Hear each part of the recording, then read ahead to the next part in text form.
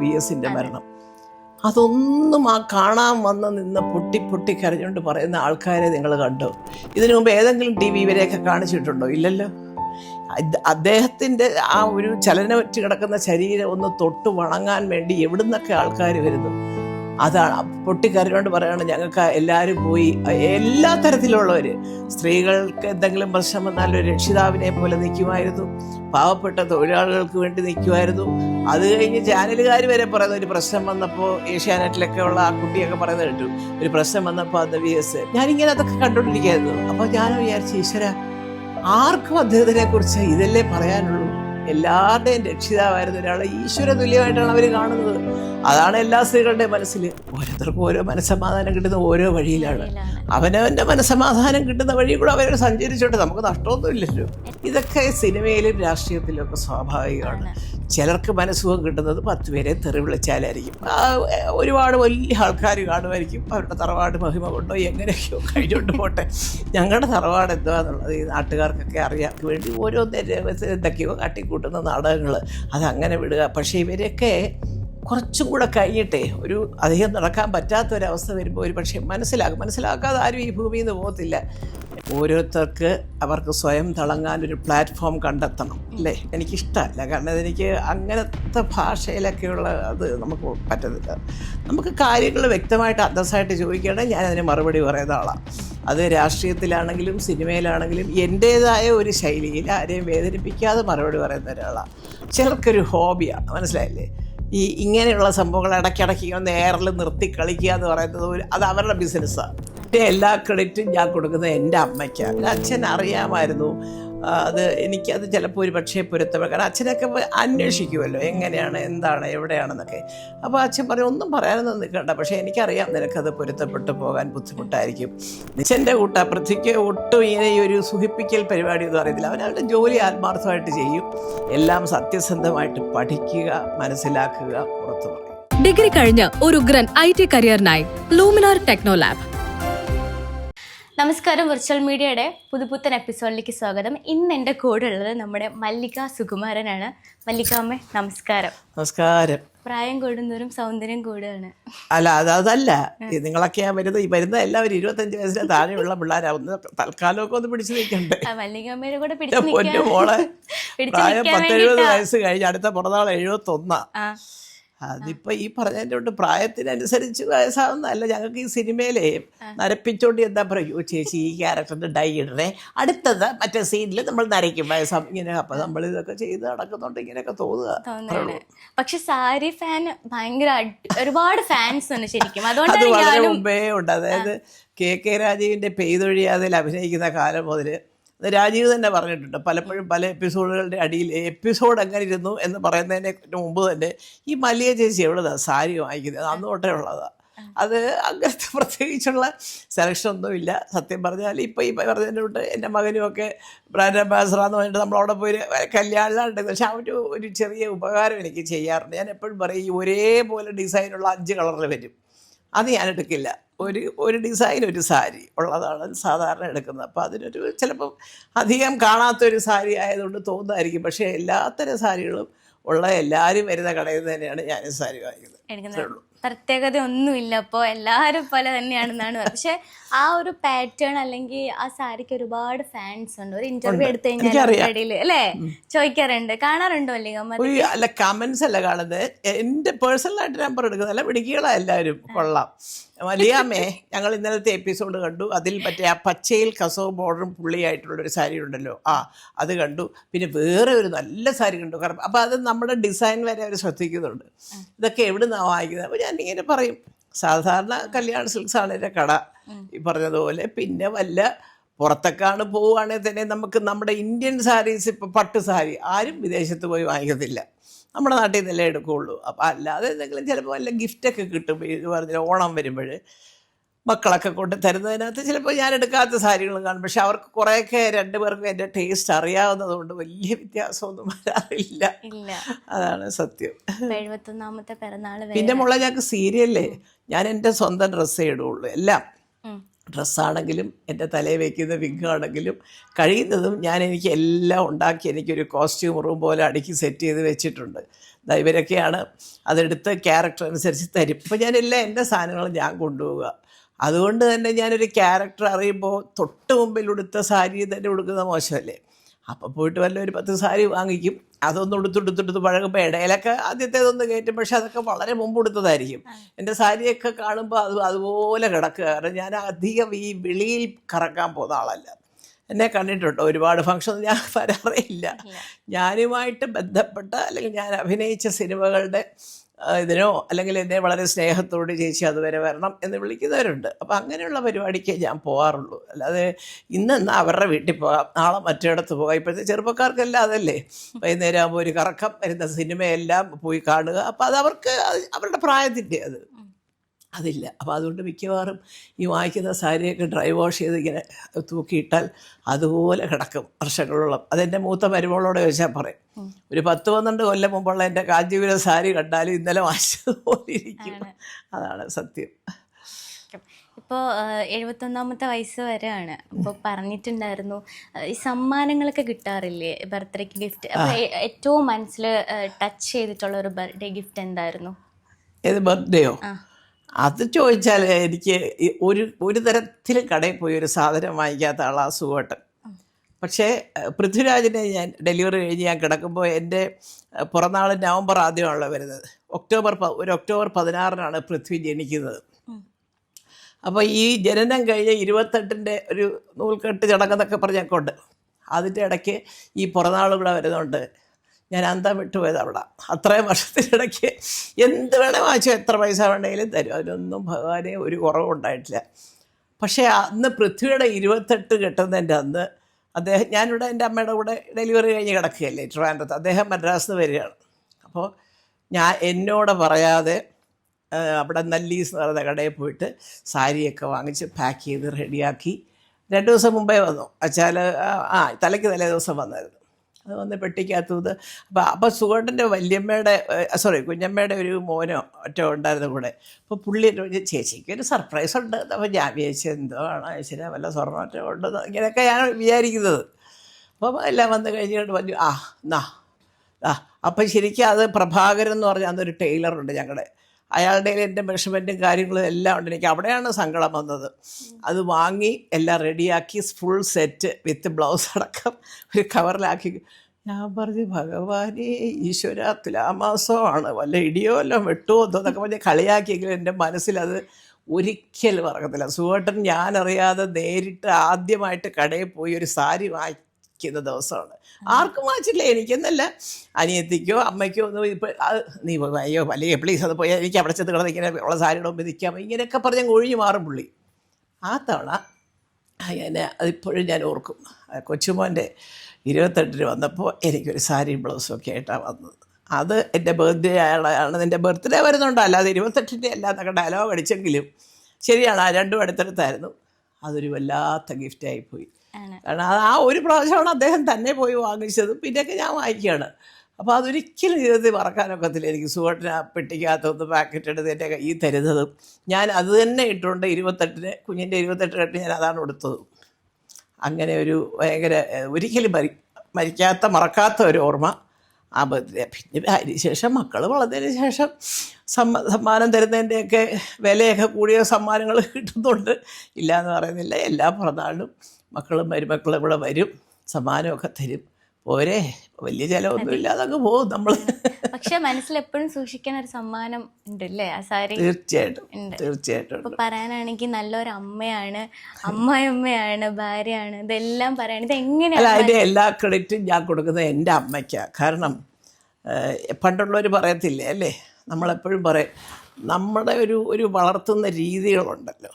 അപ്പോൾ ശരി, ചിലപ്പോൾ അത് എനിക്ക് ജീവിതത്തിൽ തെറ്റ് പറ്റിയപ്പോൾ പോലും എൻ്റെ അമ്മ പറഞ്ഞത്, അത് ഓർത്ത് നീ വിഷമിക്കരുത്, കാരണം നിൻ്റെ ഒരു ജാതകത്തിലൊരു വല്ലാത്തൊരു ഘട്ടമായിരുന്നു. പക്ഷേ ഇപ്പോൾ നിന്നെ സുകുമാരൻ പൊന്നുപോലെ കൊണ്ട് നടക്കുന്നത് ഇത് അങ്ങോളം കൊണ്ട് നടക്കുക. കാരണം സുകുമാരനെ ഒരു ദൈവത്തിനെ പോലെ കാണുക. അമ്മ കൂടെ പറയുന്ന വാചകങ്ങളാണ്. അപ്പോൾ ഞാൻ അങ്ങനെ തന്നെയായിരുന്നു. കാരണം അദ്ദേഹവും പറയും, എന്തിനാണ് അദ്ദേഹം ഈ പറഞ്ഞ പോലെ എൻ്റെ പേരിൽ മാത്രം വാങ്ങിച്ചിട്ട സ്വത്തുക്കളെന്ന് എനിക്ക് ഈ കുഞ്ഞുങ്ങൾ ജനിക്കുന്നതിന് മുമ്പേ അതെ ആദ്യമായിട്ട് ഞങ്ങൾ വാങ്ങിക്കുന്ന വീട് മദ്രാസിലെ വീടാണ്. ഒരു സ്റ്റീൽ അതോറിറ്റിയിൽ ജോലി ഉണ്ടായിരുന്ന രാജഗോപാൽ സാറ്, നിങ്ങളൊക്കെ കണ്ട അന്തം വിട്ടു. ഫാസിൽ സാറിന് അറിയാം, വീട് അവിടെ താമസിച്ചിട്ടുണ്ട്. നമ്മുടെ നടൻ വിജയൊക്കെ അവിടെ വരികയൊക്കെ ചെയ്തിട്ടുണ്ട്. ഒരു 7,000-8,000 സ്ക്വയർ ഫീറ്റുള്ളൊരു വീടാണ്. Can you imagine? 3.25 ലക്ഷം രൂപയ്ക്കാണ് അന്ന് ആ വീട് കിട്ടുന്നത്. ഇപ്പം അതിനൊരു 30 കോടി കൊടുക്കേണ്ടി വരും അശോക് നഗർ പില്ലറിൻ്റെ അടുത്ത്. അല്ല, അന്നത്തെ വളരെ മുമ്പാണ് ഞാൻ ഈ പറയുന്നത്. ഞങ്ങളുടെ കല്യാണമൊക്കെ കഴിഞ്ഞ് ഒരു 78-79 കാലഘട്ടങ്ങളാണ്. അപ്പോൾ അദ്ദേഹം ആ വീടാണ് അന്ന് അത് തൊട്ട് പിന്നെ അങ്ങോട്ട് വാങ്ങിക്കുന്നതെല്ലാം. എൻ്റെ അച്ഛൻ എപ്പോഴും മരിക്കുന്നതിന് വരെ പറയായിരുന്നു, സുകുമാരൻ എന്ന് പറയുന്ന വ്യക്തി അത്ര അപ്പം എപ്പോഴും പറയും. അതെല്ലാം കഴിഞ്ഞ് മക്കളായപ്പോൾ പറച്ചിലിൻ്റെ സ്റ്റൈലൊക്കെ മാറ്റി. 2ാം മക്കളാണ്, അവരുടെ പുറകെ ഇങ്ങനെ തൂങ്ങി നടക്കരുത്. അല്ല, വേറെ ഒന്നും കൊണ്ടല്ല. അവരുടേതായ ചിലപ്പോൾ ആർക്കറിയാം, ഒരാൾ അമേരിക്കയിലും ഒരാൾ ഗൾഫിലും ഒക്കെ ജോലിയാണെങ്കിൽ നമുക്ക് സ്വസ്ഥമായിട്ടിവിടെ ജീവിക്കണ്ടേ. ഞാൻ അങ്ങനെ ഒരു വിദേശപ്രേമിയല്ല കേട്ടോ. കാരണം അങ്ങനെയാണ് എനിക്ക് എൻ്റെ ചേട്ടൻ്റെ കൂടെ പോയി സുഖമായിട്ട് പെങ്ങളെന്നും പറഞ്ഞ് അമേരിക്കയിൽ താമസിക്കാം. പക്ഷേ അതിനകത്തൊക്കെ എനിക്ക് കുറച്ച് പോകാൻ ഇഷ്ടമുള്ള സ്ഥലമൊക്കെ കണ്ടിട്ട് പോരുന്നല്ല, അതൊരു സ്ഥിരതാമസമൊന്നും എനിക്ക് പറ്റത്തില്ല. എൻ്റെ അമ്മ അതുപോലല്ല. വലിയ കാര്യത്തിൽ ചേട്ടൻ കൊണ്ടുപോയി പാവം ഒരുക്കി കെട്ടി അതിൻ്റെ അച്ഛൻ്റെ പാൻറ്റും ഒക്കെ തേപ്പിച്ചൊക്കെ കൊണ്ടുപോയി കേട്ടോ. അവിടെ ചെന്ന് കഴിഞ്ഞ് ഒരു 3 മാസം കഴിഞ്ഞപ്പോൾ കാണാം, അതേ വൈകുന്നേരം ആകുമ്പോൾ നടക്കാൻ അച്ഛന് വലിയ കൂട്ടുകാരൊക്കെ ഉണ്ട് പൂജപ്പര്, വലിയ ആൾക്കാരാണ്. ഇപ്പോൾ നിങ്ങളെ പറഞ്ഞാൽ അറിയും, SFSൻ്റെയൊക്കെ മുതലാളിയുടെ. അപ്പോൾ അതുകൊണ്ട് എനിക്കത് അവരെയൊക്കെ അറിയാം, ഞങ്ങളൊക്കെ. അപ്പോൾ അവരൊരു ഗ്യാങ്ങാണ് നടക്കാം. അപ്പോൾ അത് മുടങ്ങിയപ്പോൾ അച്ഛന് സങ്കടം. പാങ്ങോട് മിലിറ്ററി ക്യാമ്പ് വരെ നടക്കും. തിരിച്ചു വരുമ്പോൾ പൂജപ്പുര ജംഗ്ഷനിൽ ഒരു കടയുണ്ട്. അച്ഛനെ കാണുമ്പോൾ മാത്രമേ ഉള്ളൂ ആ രസകഥകളെ കൊലയൊന്നിങ്ങനെ ആ ചാക്കഴിച്ച് കാണിക്കും എല്ലാ ദിവസവും. ഞങ്ങളുടെ വീട്ടിൽ ഇപ്പോഴും എല്ലാവരും പറയാറുണ്ട്, പണ്ട് അപ്പം ജീവിച്ചിരുന്ന കാലത്ത് കയറി വരുമ്പോൾ ഡൈനിങ് ടേബിളിൽ ഒരു 10-20 ഈ ഞാലിപ്പൂവും പഴം കാണും. എല്ലാവരും ബോധവരും വരുന്നവരൊക്കെ എടുത്ത് കഴിക്കും, തീരും. അച്ഛൻ പിന്നെയും വാങ്ങിച്ചു, അച്ഛൻ്റെ ഫേവറേറ്റ് സാധനമാണത്. അപ്പോൾ അത് മുതലുള്ള കാര്യങ്ങൾ ഈ പറഞ്ഞതുപോലെ അച്ഛനും അമ്മയും കാണിക്കുന്നതും എടുക്കുന്നതും ഒക്കെ കണ്ടുമെടുത്തും. പിന്നെ അമ്മ എപ്പോഴും പറയും, കള്ളം പറയാതെ ശീലിക്കാനായിട്ട് മക്കളെ പഠിപ്പിക്കണം. കാരണം പറയുമ്പോൾ ഒരു പ്രയാസം കാണും, ഒരു 24 മണിക്കൂറൊക്കെ അത് നിൽക്കുകയുള്ളൂ. അത് കഴിയുമ്പോൾ പറയും, കാര്യം എന്തൊക്കെ പറഞ്ഞാലും നമ്മൾ വെറുതെ ഓരോന്ന് പറഞ്ഞു, അയാൾ പറഞ്ഞാൽ സത്യം എന്ന് മനസ്സിലാവും. ഈ അഭിനയിക്കരുത്. ഒരു കാര്യം പറയുമ്പോൾ ജീവിതത്തിൽ നമുക്ക് തൊഴിലിന് വേണ്ടി ഒരു അഭിനയം സ്വീകരിക്കാതല്ലാതെ ജീവിതത്തിൽ അഭിനയിക്കുമ്പോൾ ഇന്നല്ലെങ്കിൽ നാളെ അത് മുളക് കൊച്ചു കുഞ്ഞുങ്ങളെ അറിഞ്ഞുകൂടാ. ഒരു ചൊല്ലുണ്ട്, കറുത്തവാവിൻ്റെ അന്ന് കഴുത്തറ്റം വെള്ളത്തിൽ നിന്നുകൊണ്ടൊരു കള്ളം പറഞ്ഞാലും എന്താ അതിൻ്റെ അർത്ഥം? കറുത്തവാവിനാണ് ഏറ്റവും വലിയ രാത്രി അല്ലേ? അന്ന് കഴുത്തറ്റം വെള്ളത്തിൽ നിന്നുകൊണ്ട് നമ്മളൊരു കാര്യം പറഞ്ഞാലും ഇന്നല്ലെങ്കിൽ നാളെ അത് പുറത്തു വരും എന്നുള്ളത് അത് സത്യമാണ്. അപ്പോൾ അതുകൊണ്ടാണ് ഈ പല ട്രോളും കാണുമ്പോൾ ഞാനിരുന്ന് ചിരിക്കുന്നതിൻ്റെ കാര്യം. കഷ്ടം, ഓരോരുത്തർക്കും ഓരോ മനസ്സമാധാനം കിട്ടുന്ന ഓരോ വഴിയിലാണ്. അവനവൻ്റെ മനസ്സമാധാനം കിട്ടുന്ന വഴി കൂടെ അവർ സഞ്ചരിച്ചോട്ടെ, നമുക്ക് നഷ്ടമൊന്നുമില്ലല്ലോ. എനിക്ക് തോന്നുന്നു ആ ഒരു കാര്യം സുപ്രിയ ചേച്ചി പറഞ്ഞിട്ടുണ്ട്, പ്രതി അഭിനയിക്കാറില്ല, അത് സിനിമ മാത്രമാണ് ചെയ്യാറുള്ളൂ. ഒരു സ്റ്റേറ്റ്മെന്റ് അങ്ങനെ പറഞ്ഞിട്ടുണ്ട്, കേട്ടിട്ടുണ്ടോ എന്ന് എനിക്കറിയില്ല. ശരിയാ, അച്ഛൻ്റെ കൂട്ട പൃഥ്വിക്ക് ഒട്ടും ഇങ്ങനെ ഈ ഒരു സുഖിപ്പിക്കൽ പരിപാടി ഒന്നും അറിയത്തില്ല. അവനവൻ്റെ ജോലി ആത്മാർത്ഥമായിട്ട് ചെയ്യും, എല്ലാവരോടും ബഹുമാനമാണ്. അതെല്ലാവർക്കും അറിയാവുന്നത്. ഈ ട്രോൾ അതൊക്കെ എന്നൊക്കെ പറയുന്നത് ഈ കൊച്ചു പിള്ളേരുടെ ചില ഒരു സംഘടനയ്ക്ക് ഒരു പേരൊക്കെ ഇടും, അതിൽ കുറേ ചെറുപ്പക്കാരായിരിക്കും. അവർക്ക് ഇഷ്ടമുള്ള താരങ്ങൾക്ക് വേണ്ടിയും എഴുതുന്നവരുണ്ട്. സിനിമയിൽ, രാഷ്ട്രീയത്തിലും ഉണ്ട്. രാഷ്ട്രീയത്തിൽ എങ്ങനെ ഭരിക്കുന്ന കക്ഷിയെ പ്രതിപക്ഷം എതിർക്കും, നാളെ പ്രതിപക്ഷം ഭരിച്ചാൽ മറ്റേ പാർട്ടി എതിർക്കും. ഇതൊന്നും അല്ലാതെ ഇപ്പോൾ വേറെ കേന്ദ്രത്തിൽ ഇതൊക്കെ ഒരു സർവ്വസാധാരണ സംഭവങ്ങളാണ്. നമ്മുടെ മനസ്സിൽ ഓരോരുത്തരെ കുറിച്ച് ഓരോ അഭിപ്രായം ഉണ്ടല്ലോ, അതനുസരിച്ച് നമ്മൾ പെരുമാറിയാൽ പോരെ. നമ്മളിതിനെ ഈ അപ്പുറമൊക്കെ നോക്കാൻ നിൽക്കേണ്ട കാര്യമൊന്നുമില്ല. അപ്പോൾ അതുകൊണ്ട് ഇതൊക്കെ സിനിമയിലും രാഷ്ട്രീയത്തിലും ഒക്കെ സ്വാഭാവികമാണ്. ചിലർക്ക് മനസ്സുഖം കിട്ടുന്നത് 10 പേരെ തെറി വിളിച്ചാലായിരിക്കും. അതൊക്കെ ആ ചിലപ്പോ മനസ്സിലായിട്ടുണ്ടായിരിക്കും. അല്ല, പല വിമർശനങ്ങളും വരാറുണ്ടേ.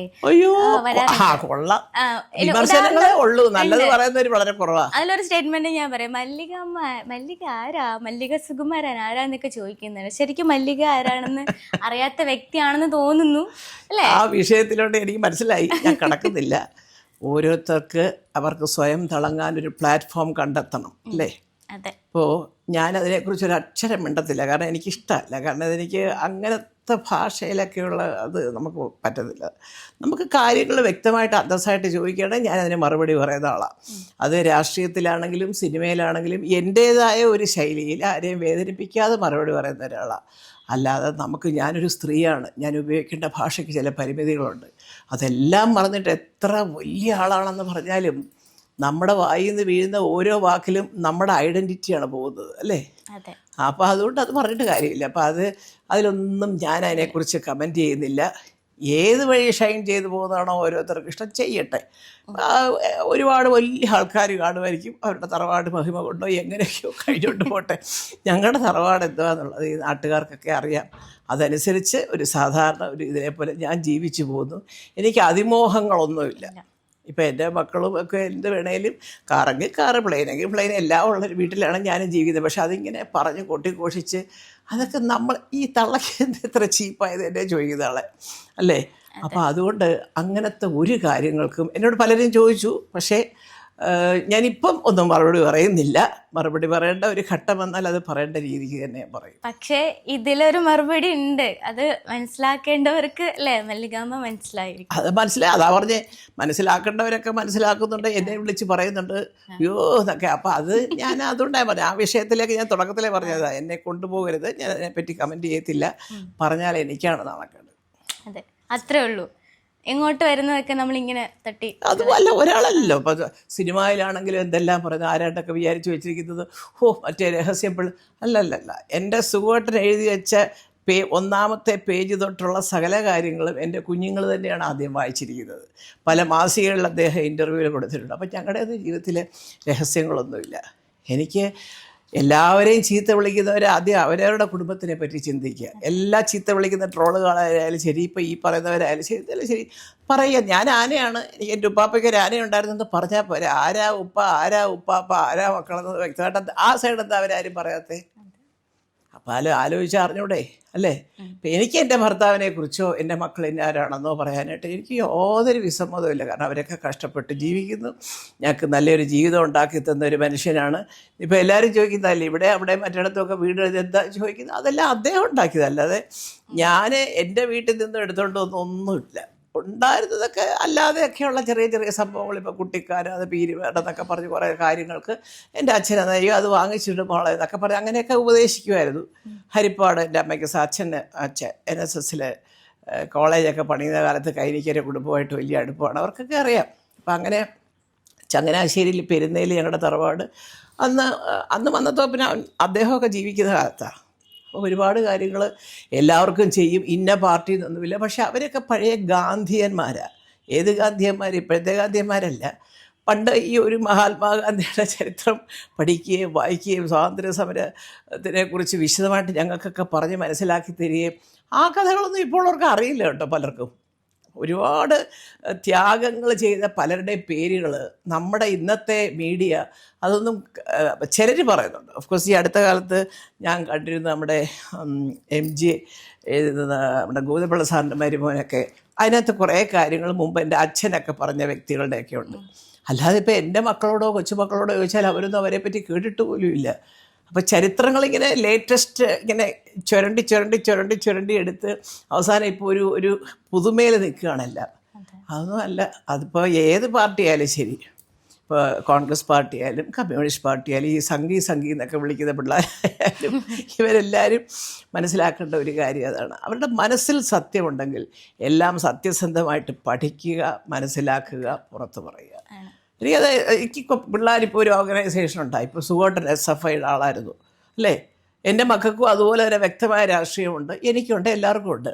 പക്ഷേ നമ്മൾ നാളെ ഈ പാർട്ടിയെക്കുറിച്ച് പറയുമ്പോൾ ഭയങ്കരമായിട്ട് ഡയലോഗ് അടിച്ചിട്ട് കാര്യമില്ല.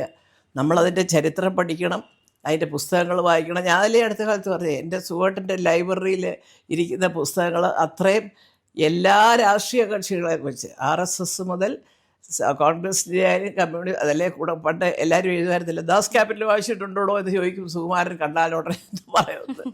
അങ്ങനെ എല്ലാ പാർട്ടിയെക്കുറിച്ചും ഉണ്ട് അദ്ദേഹത്തിൻ്റെ ലൈബ്രറിയിൽ. അങ്ങനെയാണ് ഈ ചരിത്രപരമായ കാര്യങ്ങളെക്കുറിച്ചുള്ള പുസ്തകങ്ങൾ വേറെ, നോവൽ വേറെ, ചെറുകഥകൾ വേറെ, കവിതാ സമാഹാരം വേറെ. ഇതെല്ലാം കഴിഞ്ഞിട്ട് ഇംഗ്ലീഷ് ഹാഡ്ലി ചേസിൻ്റെ അവരുടെ ഇവരുടെയും ഒക്കെയുള്ള ഭയങ്കര അഡ്വഞ്ചറാണ്, ത്രില്ലറാണെന്നൊക്കെ പറഞ്ഞ് ഇങ്ങനെ. അപ്പോൾ ഞാൻ പറഞ്ഞത് കുറച്ചും കൂടി ഒന്ന് വായിച്ച് പഠിച്ചിട്ട് കാര്യങ്ങൾക്ക് പ്രതികരിക്കുക. അങ്ങനെയുള്ളവരുണ്ട്, തീർച്ചയായിട്ടും. അത് കോൺഗ്രസ്സിലുമുണ്ട്, കമ്മ്യൂണിസ്റ്റ് പാർട്ടിയിലുമുണ്ട്, ഇഷ്ടംപോലുണ്ട്. നല്ല മിടുക്കരുള്ളവരുണ്ട്. എനിക്ക് അവരോടൊക്കെ ബഹുമാനമാണ്.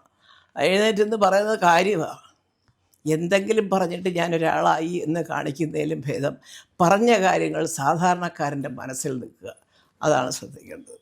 എനിക്ക് മല്ലികമ്മയുടെ അടുത്ത് ചോദിക്കാനുള്ള വേറൊരു കാര്യം എന്ന് വെച്ചാൽ, അപ്പോൾ നേരത്തെ പറഞ്ഞിട്ടുണ്ട്, ഇപ്പം നടന്നുകൊണ്ടിരിക്കുന്ന ഒരു കാര്യം ബേസ് ചെയ്ത് ഞാൻ ചോദിക്കുകയാണ്. പറഞ്ഞൊരു കാര്യമാണ്, അച്ഛനും അമ്മയാണ് എന്നെ ഇങ്ങനെ പഠിപ്പിച്ചത്, അച്ഛനും അമ്മേനെ കണ്ടാ വളർന്നതെന്ന് പറഞ്ഞു. കാരണം ഒരിക്കലും സംഭവിച്ചൊരു തെറ്റിനെ അത് തിരുത്തി വീട്ടിലേക്ക് വിളിച്ച അമ്മേനെ അച്ഛനെ ഞാൻ ഇപ്പോൾ ഓർക്കണം. കാരണം പലരും അത് മടിക്കും, അഡ്ജസ്റ്റ് ചെയ്യൂന്ന് പറയും. സ്വന്തം തെറ്റാണ്, എന്നാലും തിരിച്ചു വിളിച്ചതിന് ഭയങ്കര അത് വലിയൊരു സന്തോഷം. തീർച്ചയായിട്ടും അതെന്താ വെച്ചാൽ എൻ്റെ അച്ഛൻ അറിയാമായിരുന്നു അത്. എനിക്കത് ചിലപ്പോൾ ഒരു പക്ഷേ പൊരുത്തപ്പെടും. കാരണം അച്ഛനൊക്കെ അന്വേഷിക്കുമല്ലോ എങ്ങനെയാണ്, എന്താണ്, എവിടെയാണെന്നൊക്കെ. അപ്പോൾ അച്ഛൻ പറയും ഒന്നും പറയാനൊന്നും നിൽക്കണ്ട, പക്ഷേ എനിക്കറിയാം നിനക്കത് പൊരുത്തപ്പെട്ടു പോകാൻ ബുദ്ധിമുട്ടായിരിക്കും, നിന്നെ വളർത്തിയത് ഞാനല്ലേ. അപ്പം നിൻ്റെ ഇത് ശരിയാണ്. ഒരു പ്രായത്തിൽ കോളേജ് പഠിക്കുന്ന കൊച്ചു പിള്ളേർ 10-20 വയസ്സിൽ പല എടുത്തുചാട്ടങ്ങളൊക്കെ ഉണ്ടാവും. അതൊക്കെ നമ്മളിതിലൊക്കെ പറഞ്ഞു കഴിഞ്ഞ കഥകളാണ് ഒരുപാട്. അപ്പോൾ അതുകൊണ്ട് വീണ്ടും റിപ്പീറ്റ് ചെയ്ത് കഴിഞ്ഞാൽ അത് ബോറടിക്കും. പക്ഷേ എൻ്റെ അച്ഛനും അമ്മയും പറഞ്ഞു തന്നിട്ടുള്ള പാഠങ്ങൾ ഇന്ന് പക്ഷേ നമുക്കത് മുഴുവനും നമ്മുടെ മക്കൾക്കോ കൊച്ചുമക്കൾക്കോ പറഞ്ഞു കൊടുക്കാനൊക്കത്തില്ല. കാരണം അവർക്ക് ക്ഷമയില്ല, മനസ്സിലല്ലേ. അവർ പുതിയ ഈ കമ്പ്യൂട്ടർ യുഗത്തിൽ ജീവിക്കുന്നവരാ. ഒരു ബട്ടൺ ഞെക്കിക്കഴിഞ്ഞാൽ എല്ലാവർക്കും അറിയാം. സത്യം, എൻ്റെ കൊച്ചുമക്കൾ എന്ത് പഠിക്കണം, നാളെ ഏത് കോഴ്സിന് ചേരണമെന്ന് പോലും നമ്മളാരും പറയണ്ട. പണ്ടൊക്കെ നമ്മളോട് സയൻസ് എടുക്ക്, അങ്ങനെ ആവാം, ഇങ്ങനെ ആവാം, ഡോക്ടറാവാം, മറ്റേതാവാം എന്നൊക്കെ പറയും. ചിലർ പറയും കോമേഴ്സാണ് നല്ലത്, ബാങ്കിലൊക്കെ ടെസ്റ്റ്. ഇതൊക്കെ ഇപ്പോൾ നമ്മൾ ചോദിച്ചാൽ അമ്മൂമ്മ എനിക്കറിയാം, ഞാനത് ചെയ്യാം.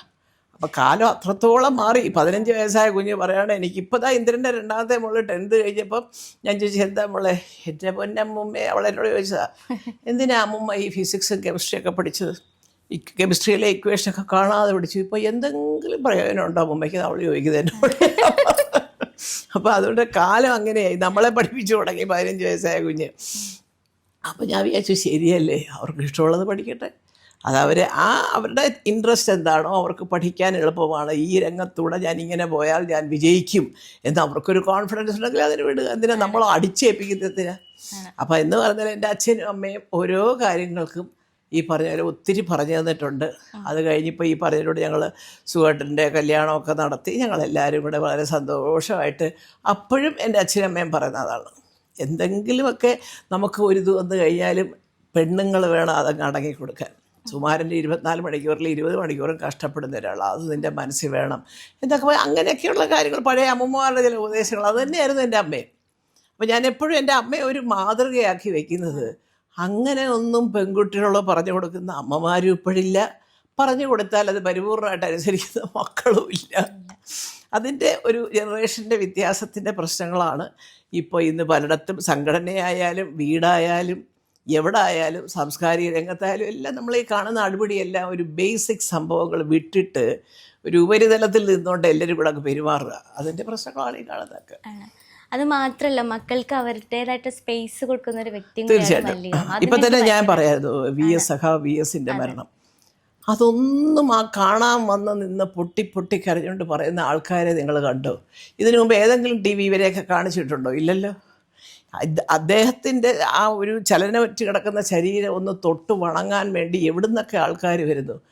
അതാണ് പൊട്ടിക്കരഞ്ഞുകൊണ്ട് പറയുകയാണ് ഞങ്ങൾക്ക് എല്ലാവരും പോയി. എല്ലാ തരത്തിലുള്ളവർ, സ്ത്രീകൾക്ക് എന്തെങ്കിലും പ്രശ്നം വന്നാൽ ഒരു രക്ഷിതാവിനെ പോലെ നിൽക്കുമായിരുന്നു, പാവപ്പെട്ട തൊഴിലാളികൾക്ക് വേണ്ടി നിൽക്കുമായിരുന്നു.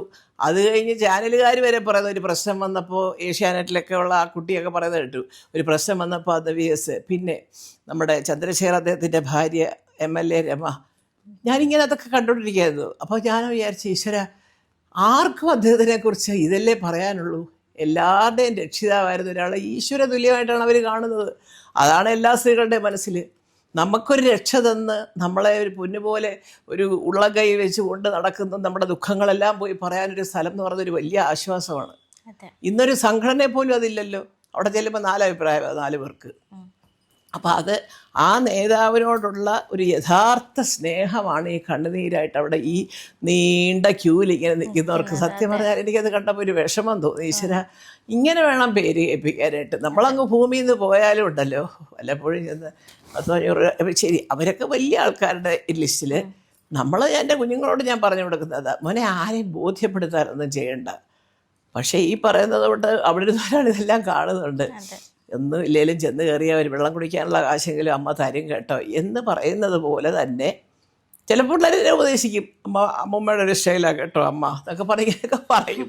എന്നാലും ഞാൻ പറയുന്നത് അതൊന്നും നമ്മുടെ നിന്ന് വാങ്ങിക്കുന്നവരിൽ നിന്ന് തിരിച്ചു കിട്ടുമെന്ന് ഈ ജന്മം പ്രതീക്ഷിക്കരുത്. അതിന് പകരം നമ്മുടെ ജീവിതത്തിലോ നമുക്കൊരാവശ്യം, ഇപ്പോൾ ഞങ്ങളൊക്കെ എന്ന് പറഞ്ഞാൽ ഇത്രയും വയസ്സായി, ഇനിയിപ്പോൾ ഇത്രയും കൊല്ലം കൂടെ ഞങ്ങളാരും ഇരിക്കാൻ പോകുന്നില്ല, എങ്കിലും ഞാനൊരു കൊച്ചുകുട്ടി എന്നുള്ള നിലയിൽ മോക്ക് പറഞ്ഞു തരുന്നതാണ്. കാരണം അതൊക്കെ ശാശ്വതമായിട്ട് നിൽക്കത്തുള്ളൂ മോളെ. മറ്റതെല്ലാം അട്ടഹാസങ്ങളാണ്. അപ്പോഴപ്പോഴുള്ള ഒരു ഷൈനിങ് പരിപാടികൾക്ക് വേണ്ടി എന്തൊക്കെയോ കാട്ടിക്കൂട്ടുന്ന നാടകങ്ങൾ, അതങ്ങനെ വിടുക. പക്ഷേ ഇവരെയൊക്കെ കുറച്ചും കൂടെ കഴിഞ്ഞിട്ടേ ഒരു അധികം നടക്കാൻ പറ്റാത്തൊരവസ്ഥ വരുമ്പോൾ ഒരു പക്ഷേ മനസ്സിലാക്കാതെ ആരും ഈ ഭൂമിയിൽ നിന്ന് പോകത്തില്ല. വേണ്ടായിരുന്നു അന്നൊക്കെ ഞാൻ പലരെയും വേദനിപ്പിച്ചതിൻ്റെ ശിക്ഷയായിരിക്കും എന്ന് ഒരു ദിവസം ഒരു മിനിറ്റെങ്കിലും ചിന്തിക്കുക, അത് യാതൊരു സംശയവും വേണ്ട. അപ്പം ഇത്രയും എന്നോട് സംസാരിച്ച രീതിയിൽ വെച്ചിട്ട് പൂർണ്ണിമ ചേച്ചി പറയാറുണ്ട് അമ്മ എപ്പോഴും ഭയങ്കര അപ്ഡേറ്റഡ് ആണെന്ന്. ശരിക്കും എല്ലാ കാര്യങ്ങളെ കുറിച്ച് അപ്ഡേറ്റ് ചെയ്യാറുണ്ട് അല്ലേ? അല്ല, അതല്ല നമ്മളിപ്പോൾ നമ്മൾ വീട്ടിൽ ഇരിക്കുമ്പോഴേ TV കാണുന്നു, പത്രം വായിക്കുന്നു, അല്ലെങ്കിൽ അതുപോലെയുള്ള മറ്റ് ഞാൻ നിങ്ങളീ പറഞ്ഞ ഈ പരദൂഷണം പറഞ്ഞ അതെനിക്ക് വരാറില്ല, എൻ്റെ ഫ്രണ്ട്സ് ലിസ്റ്റിലില്ല അവരൊന്നും. അപ്പോൾ അത് മാത്രമേ അതൊക്കെ ഒരു പക്ഷേ എനിക്ക് പറയും, ഇന്നാരിങ്ങനെ പറഞ്ഞ് ചേച്ചി ഞങ്ങൾ ലിങ്ക് അയച്ചു തരാൻ ചേച്ചി എന്നൊക്കെ ഭയങ്കര എന്നെക്കാട്ടി താല്പര്യം അവർക്ക് ലിങ്ക് അയക്കാനായിട്ട്. അപ്പോൾ ഞാൻ എന്നിട്ട് ഈ അടുത്ത കാലത്ത് ചോദിക്കുകയും ചെയ്തു, അല്ല എനിക്ക് മനസ്സിലാവാത്തത് 1.5 വർഷം മുമ്പ് നടന്നതിനെ അടുത്ത് ചില ചെറുപ്പക്കാർ കുട്ടികളെ ദോഷം പറയുന്നത് എൻ്റെ മക്കളെ പോലെ അവർ എണ്ണി ഓരോന്ന് പറഞ്ഞ് ചോദിക്കുന്നുണ്ട്. അതല്ലാതെയുള്ള ചാനലുകാരൊക്കെ വീണ്ടും ഏതോ ഒരു ചാനലിലാണ് ഇത് വന്നത്, ന്യൂസ് മല എന്നുകൊണ്ട് പറഞ്ഞു എന്തിനാണ് ഈ 1.25 വർഷം മുമ്പുള്ള. അപ്പോൾ ചിലർക്കൊരു ഹോബിയാണ്, മനസ്സിലായില്ലേ? ഇങ്ങനെയുള്ള സംഭവങ്ങൾ ഇടയ്ക്കിടയ്ക്ക് ഒന്ന് എയറിൽ നിർത്തി കളിക്കുക എന്ന് പറയുന്നത് അത് അവരുടെ ബിസിനസ്സാണ്.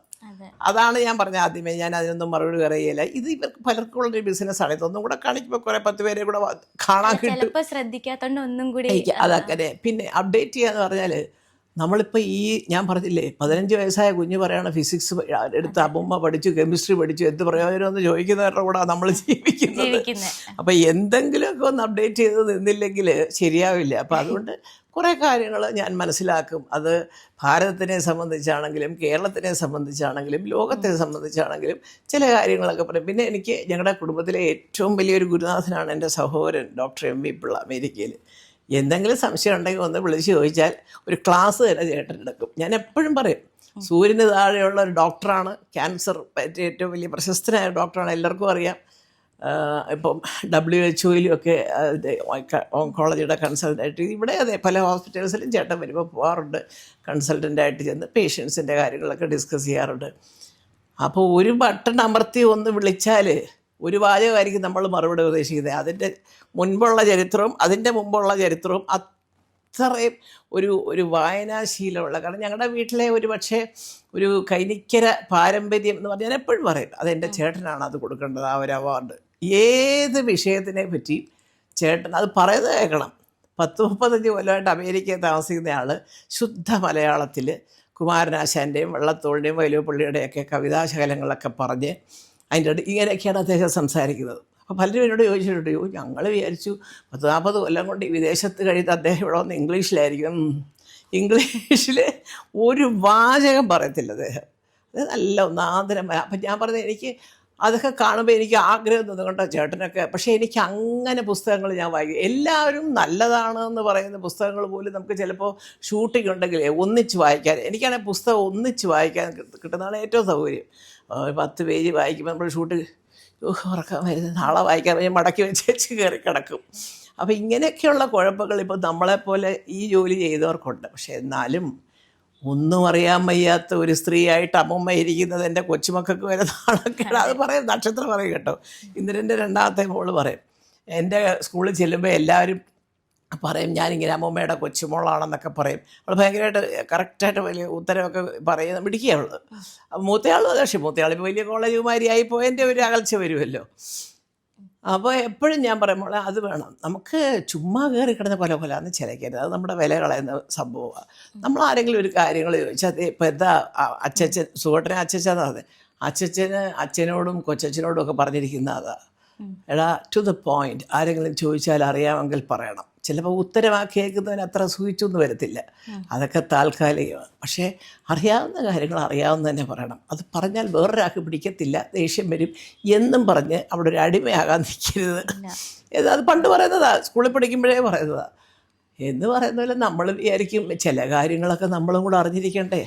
ഒരു തരത്തിൽ കൂടെ മക്കൾക്കും ഒരു സമാധാനമാണ്. അമ്മയോ ഞങ്ങളെക്കാട്ടി നന്നായിട്ട് അമ്മ മാനേജ് ചെയ്തോളും എന്നൊരു വിശ്വാസം അവർക്കും വരുന്നത് അവർക്കൊരു സമാധാനമാണ്. അല്ലെങ്കിൽ ഇപ്പോൾ ഇത്രയൊക്കെ പ്രായമായ എന്നെ ഈ പറഞ്ഞതിൻ്റെ തൊട്ട് ഇപ്പോൾ അയ്യോ മക്കളെ പനിയാടാ വാടാ എന്നൊക്കെ പറഞ്ഞുകൊണ്ടിരുന്ന അവരുടെ ജോലി എന്തായി പോവും, ഇങ്ങനെ നടക്കുകയല്ലേ.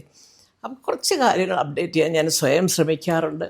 പിന്നെ ഞങ്ങളൊക്കെ പഠിച്ച കാലത്തെ പലരും, ചിലരൊക്കെ പോയി, ചിലരൊക്കെ വയസ്സായ ഗുരുസ്ഥാനീയരായിട്ടുള്ള ടീച്ചർമാരും അധ്യാപകരും. ഞാൻ ഈ അടുത്ത കാലത്ത് ബ്ലസ് എന്ന് പറഞ്ഞൊരു റിട്ടയർമെൻറ്റ് ഹോം പോലെ ഇവിടെ ആലുവയിൽ പോയിരുന്നു. അയ്യോ ഞാൻ അവിടെ ചെന്നപ്പോൾ ഞങ്ങളുടെ ഹിന്ദി ടീച്ചർ പോകാൻ കാര്യം ടീച്ചറിൻ്റെ മകളോ ഒക്കെ ലണ്ടനിലാണ്. അപ്പോൾ എപ്പോഴും കൊണ്ടും അമ്മ ഇവിടെ അമ്മ അപ്പം ടീച്ചർ ഈ പറഞ്ഞ പോലെ അവിടെ പറ്റുന്നില്ല. ടീച്ചർ പറഞ്ഞാൽ എനിക്ക് നാട്ടുപുറത്തും ഇവിടെ നാട്ടിൽ വന്നിരുന്ന് നമ്മുടെ അയലും തെങ്ങും അതാണ് ആ പഴയ ആൾക്കാരുടെ രീതി. നല്ല സ്ഥലം. അപ്പോൾ ഞാനവിടെ ടീച്ചർ ഞാൻ അയ്യോ ടീച്ചർ ആരെയും കാണാൻ, ഞാൻ ആരെയും കാണാൻ വന്നല്ല, താൻ വരുമെന്ന് അറിഞ്ഞുകൊണ്ടാണ് ഇവിടെ വന്നിരിക്കുന്നത്. ഞാൻ ഞെട്ടിപ്പോയി. അയ്യോ ഞാൻ ഒരുപാട് ബഹുമാനിക്കുന്നു. ടീച്ചർ നന്നായിട്ട് എഴുതും, കവിതയൊക്കെ എഴുതും ടീച്ചറാണ്. ഹിന്ദി ആയിരുന്നു ഞങ്ങളെ വിമൻസ് കോളേജിൽ ടീച്ചറായിട്ട്. അപ്പോൾ അങ്ങനെ ഞാനവിടെ പോയി ടീച്ചറിന് വേണ്ടി ഞാനൊരു കവിത സുജാത പാടി ഞാൻ അഭിനയിക്കുകയും ചെയ്തിട്ടുണ്ട്. ഒരമ്മ ഒറ്റയ്ക്ക് ഒരു വീട്ടിൽ കഴിയുന്നതൊക്കെ ആയിട്ട് എൻ്റെ പേരും എൻ്റെ ഉണ്ടത്. അപ്പോൾ അത് ഞാൻ അവിടെ പോയി. അപ്പോൾ അവിടെ പോയി ടീച്ചർ കുറേ കാര്യങ്ങൾ എടുത്തു. അപ്പോൾ ഞാൻ ശിശുര സമയമുള്ളപ്പോൾ ഒരു 10-15 മിനിറ്റെങ്കിലും ഇവരോടൊക്കെ വന്ന് സംസാരിച്ചാൽ നമുക്ക് എന്തുമാത്രം അറിവ് വർദ്ധിക്കും. പറഞ്ഞാൽ പോരാ ഞാൻ അവിടെ പഠിച്ചു ഇവിടെ പഠിച്ചു മറ്റിടത്ത് പഠിച്ചെന്ന്. ആ സ്ഥാപനത്തിൻ്റെ അഭിമാനമാണ് അവിടെ നിന്നും കിട്ടുന്ന അറിവ് സൂക്ഷിച്ച് അതുപോലെ പെരുമാറാൻ പഠിക്കുക എന്നുള്ളത്, അല്ലേ? അതെല്ലാവർക്കും സാധിക്കില്ല. അത് ടീച്ചറിൻ്റെയും കൂടെ അനുഗ്രഹം വേണം. അത് അനുഗ്രഹം കിട്ടാതെ ടീച്ചറായവരും ഉണ്ട് ഇവിടെ, അറിയാമല്ലോ. അതുകൊണ്ട് ഞാൻ അതിനെപ്പറ്റി പറയുന്നില്ല. ഈ അധ്യാപകർ എന്ന് പറയുന്നവർ എല്ലാവരും ആദ്യം ചിന്തിക്കേണ്ടത് അവരവർ പറഞ്ഞു കൊടുക്കുന്ന രീതി, അത് കുട്ടികളോടാവട്ടെ സമൂഹത്തോടാവട്ടെ മറ്റു മനുഷ്യരോടാവട്ടെ മാന്യമായിട്ട് സംസാരിക്കാൻ പഠിക്കും. കാരണം അത് കേട്ടാണ് അടുത്ത തലമുറ വളരേണ്ടത്. അല്ല, അടുത്ത തലമുറ ഇല്ലാത്തവർക്ക് പിന്നെ കുഴപ്പമൊന്നുമില്ലായിരിക്കും, എനിക്കറിയത്തില്ല. എന്തായാലും ശരി, നമ്മുടെ കൊച്ചുമക്കൾ വീട്ടിൽ കേൾക്കുന്നത് നമ്മൾ പറയുന്നതാണ്. ഇപ്പം ഇന്ദ്രൻ്റെ മക്കളാണെങ്കിലും രാജുവിൻ്റെ മോളാണെങ്കിലും അച്ഛമ്മ അച്ഛമ്മ അച്ഛമ്മ എന്ന് പറഞ്ഞ് വരുന്നതും പെരുമാറുന്നതൊക്കെ ഒരു വലിയ സന്തോഷത്തിലാണ്. അപ്പം ഞാൻ പക്ഷേ എന്താണെന്ന് വെച്ചാൽ അത് അവരുടെ ഇഷ്ടത്തിന് അവർക്ക് ഇഷ്ടമുള്ള സബ്ജക്റ്റ് പറയുമ്പം അതിനനുസരിച്ച് ഞാനും അങ്ങ് അഡ്ജസ്റ്റ് ചെയ്തൊക്കെ അങ്ങ് സംസാരിക്കുക. അതാണ് ഞാൻ ഈ അപ്ഡേറ്റ് എന്ന് പറയുന്നതിൻ്റെ കാര്യം. കുറച്ചൊക്കെ നമ്മുടെ കൊച്ചുമക്കൾക്കും കൂടെ വേണ്ടിയിട്ട് ചില കാര്യങ്ങൾ അപ്ഡേറ്റ് ചെയ്യേണ്ടതായിട്ട് വരും നമുക്ക്. പിന്നെ മക്കൾ, പിന്നെ വേണ്ടപ്പെട്ടവർ. എന്നെ പഠിപ്പിച്ച ടീച്ചർമാരൊക്കെ ഇന്നും കാണുമ്പോൾ ചോദിക്കും, എടോ എന്താടോ താൻ എന്നൊക്കെ ചോദിച്ചുകൊണ്ട് പണ്ട് പറയുമായിരുന്നു, ഇയാൾ വേറെ വല്ല IAS ഒക്കെ ഒന്ന് എഴുതി. ഞാൻ ഹേമമായി എൻ്റെ പൊന്ന് ടീച്ചറെ എന്നൊക്കെ ഞാൻ പറയുമെങ്കിലും നമ്മളോടൊക്കെ എല്ലാവർക്കും ഒരു സ്നേഹവും ആ ഒരു വാത്സല്യമൊക്കെ ഇന്നും കോളേജിൽ പഠിക്കുന്ന മോഹമല്ലിക എന്നാണ് എൻ്റെ ശരിക്കുള്ള പേര് SSLC ബുക്കിൽ. എന്നെ കണ്ടാൽ ഇന്ന് മോഹമല്ലികയെ വിളിക്കുന്ന ടീച്ചർമാർ ഇന്നും ഉണ്ട്. പക്ഷെ ആ വിളി എനിക്കൊരു രോമാഞ്ചമാണ്. വേറെ കൊണ്ടല്ലേ, വേറെ ഫ്രണ്ട്സ് വിളിച്ചാൽ ചുമ്മാരി മോഹമൊക്കെ മാറ്റുക എന്നൊക്കെ പറയും. പക്ഷേ ടീച്ചർമാർ വിളിക്കുമ്പോൾ നമുക്ക് ആ കാലം ഓർമ്മ വരും. അപ്പോൾ അത് അങ്ങനെ അതാണ്. അപ്പോൾ ഇവരിൽ നിന്നെല്ലാം ഒരുപാട് കാര്യങ്ങൾ ഞാൻ പഠിച്ചുകൊണ്ടിരിക്കുകയാണ്, ഇപ്പോഴും ഞാൻ അപ്ഡേറ്റ് ചെയ്തുകൊണ്ടിരിക്കുകയാണ്. അതൊരു വലിയ സഹായം തന്നെയാണ്. അത് വേണം, ഒരു പരിധിവരെ വേണം. അലങ്കൃത എനിക്കൊന്ന് കൂടുതൽ സോഷ്യൽ മീഡിയയിൽ അലങ്കൃതൻ അങ്ങനെ കാണാറില്ല. അലങ്കൃതൻ അധികം കാണാറില്ല.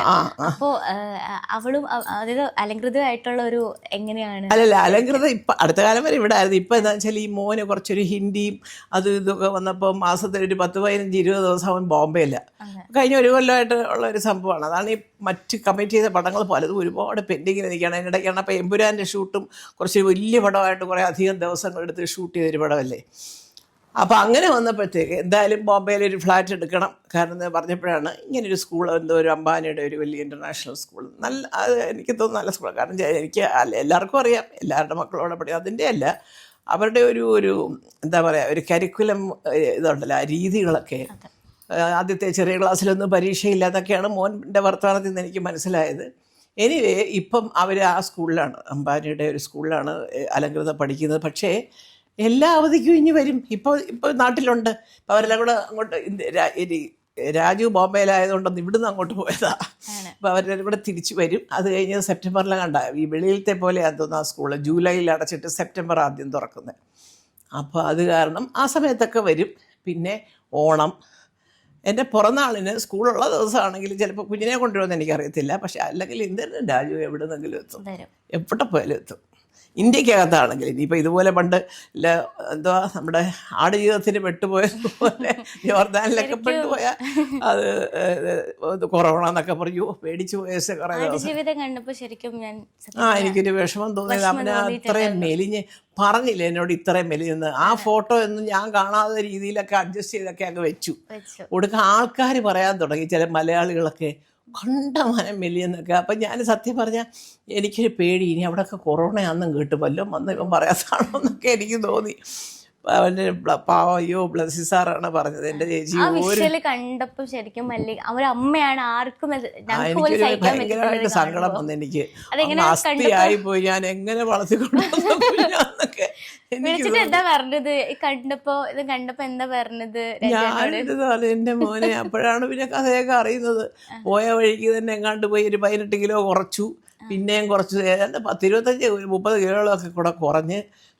എനിക്ക് അവനെ നടന്നു പോകുന്ന ഷോട്ടൊക്കെ കണ്ടപ്പോഴേ എൻ്റെ ദൈവമേ. അപ്പം അത് ഇന്ദ്രൻ കളിയാക്കും, അമ്മ അപ്പം ആലോചിച്ചാണ് കേട്ടോ, നെയ്ക്കാത്ത ഏത്തപ്പഴം പുഴുങ്ങി നമുക്ക് തരുമല്ലോ ചേട്ടാ, ബൂസ്റ്റ് കളിക്ക് തരുമായിരുന്നല്ലോ കൊച്ചിലെ, ഇതെല്ലാം കൂടെ നമ്മളെ അടിച്ചു കയറ്റി ഇപ്പം ഞാനിങ്ങനെ ഇരിക്കുന്നു, അതെല്ലാം എൻ്റെ മോൻ കൊണ്ടുപോയി കളഞ്ഞു എന്നൊക്കെ അമ്മയ്ക്ക് തോന്നി കാണുമെന്നൊക്കെ ഇങ്ങനെയൊക്കെ കളിയാക്കിയെങ്കിലും സത്യം പറഞ്ഞാൽ എൻ്റെ കണ്ണ് നിറഞ്ഞു പോയതല്ല. അവന് അവസാനം നടക്കാൻ വയ്യാതെ വലിഞ്ഞ് മെലിഞ്ഞു. ഈശ്വര, അത്രയൊന്നും മെലിയണം അതെന്നൊക്കെ എനിക്ക് തോന്നി. പിന്നെ സത്യം പറഞ്ഞാൽ ബ്ലസ്സിയുടെ വർത്തമാനത്തിനകത്ത് ഒരു കുഴപ്പമില്ല ചേച്ചി, ഇവിടെ ഡോക്ടർമാരുണ്ട്, എല്ലാവരും ഉണ്ട്. പക്ഷേ രാജു കുറച്ചധികം, അത് സത്യമാണ്, ഞാനും ഇത്രയും മെലിയൊന്നും ഞാനും പ്രതീക്ഷിച്ചില്ല എന്നുള്ള രീതിയിൽ എനിക്കൊരു ആശ്വാസം പകർന്നു തന്നത് മുഴുവനും വന്ന ബ്ലസ്സിയാണ്. സത്യം ദോഷം പറയരുത്. ഇനി ഇങ്ങനെ ഒരു ഇതിലേക്ക് വന്നു കഴിഞ്ഞാൽ ഇനി ഇത്രയും കുറച്ചിട്ടുള്ള പടമൊന്നും വേണ്ട, അത് കുറച്ചുള്ള കാശ് മതി. അത് പറഞ്ഞിട്ടുണ്ടായിരുന്നു ഞാൻ കളിയാക്കി ചിലപ്പോഴും. ഞാൻ പറയാം വേണ്ട ഇനി ഇങ്ങനത്തെ പടമൊന്നും വേണ്ടടാ, കഞ്ഞിയും ചമ്മന്തിയും പതിക്കും നമുക്കെല്ലാം കൂടെ ഒരു വീട്ടിൽ കിടക്കാം, അത്യാവശ്യം ഇത് രണ്ട് നമുക്ക് കിട്ടുന്നുണ്ട്.